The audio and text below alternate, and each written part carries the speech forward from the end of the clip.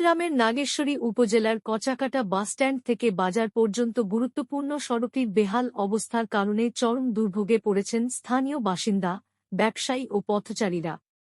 দীর্ঘদিন ধরে সংস্কারের অভাবে সামান্য বৃষ্টি হলেই জমে থাকে পানি, যেখানে রাস্তার ঢালাইয়ের রড খুব ঝুঁকিপূর্ণভাবে বের হয়েছে। ফলে প্রতিদিনই ঝুঁকি নিয়ে চলাচল করতে হচ্ছে এই এলাকার সাধারণ মানুষ। প্রতিদিন এই সড়ক দিয়ে চলাচল করে শত যানবাহন।